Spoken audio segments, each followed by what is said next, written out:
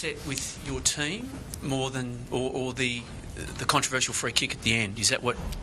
Look, I don't think we played that well at the start of the game, and well, the first 5 minutes was okay, but first half was quite poor, and we worked a few things at half time, and we played better, and to the point, we're fairly happy with the standard of footy at the end of the game.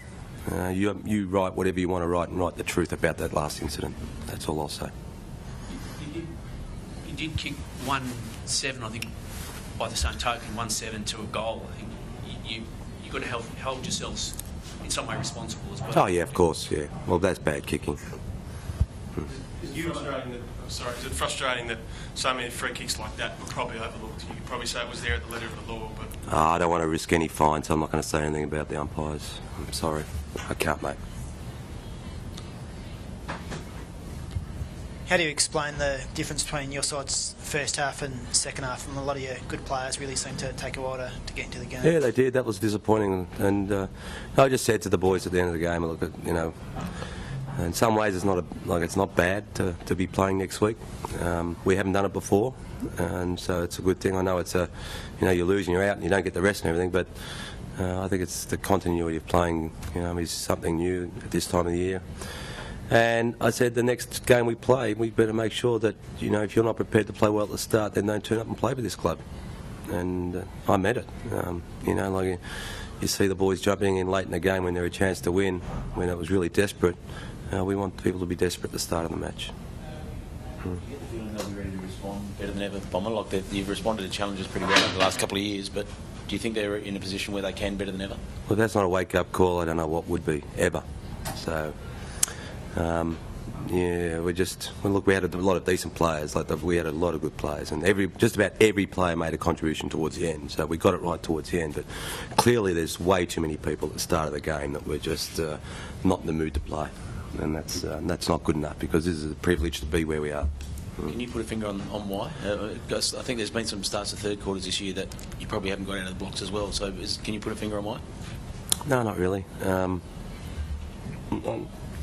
No, it's an individual thing, and we'll sit down and talk to the players, and it's not always the same guys that don't perform that well, but I was really disappointed with some of them tonight.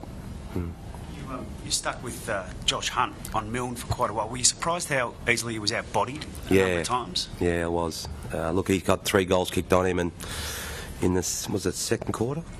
Yep. And we're down by 20 points at half time. So that's not great. That's not a great result. Without talking about the decision, can you go through your feelings? You think Lingy's kicked it?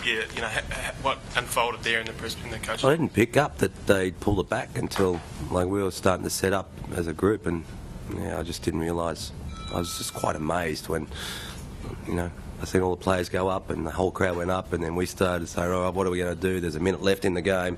Let's start setting up. We've practiced this, we've talked about it, we've gone through it. Let's implement it." And then, how did this happen? And I seen the replay, and that's history.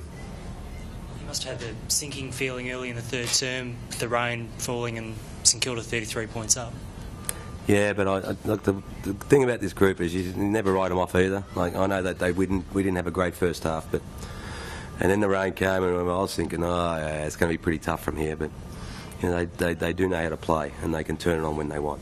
The really important thing for our group and our club is that we, play 4 pretty solid quarters next week against whoever we play, and that's what we're looking forward to. Without wanting to, a player who served you particularly well, Joel Selwood, was remarkable tonight for what his lack of influence for, and I imagine that he's one of the group in the first half particularly that would have disappointed you.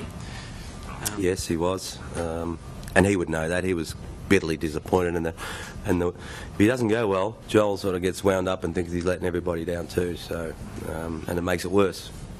Tried to relax him a few times and asked the players to give him a few touches. He got his game going in the second half and made a contribution, but I don't doubt it'll happen again next week with Joel. I think he'll be ready to play. I think you indicated that Pods is an automatic selection. Obviously that still stands. That still applies. Yeah, you probably say some things you probably shouldn't, but look, he'd be from my point of view, and we haven't picked a side yet. We just got to pick the right mix, pick the right side that's going to beat the opposition we're going to play, and he'd be a very good chance to play. not automatic selection. Would there be any worry about Chapman with his shoulder injury in the first term? I think he'd be sore, yeah. I'm not sure what's wrong with it, but the fact that he kept playing is a pretty good sign.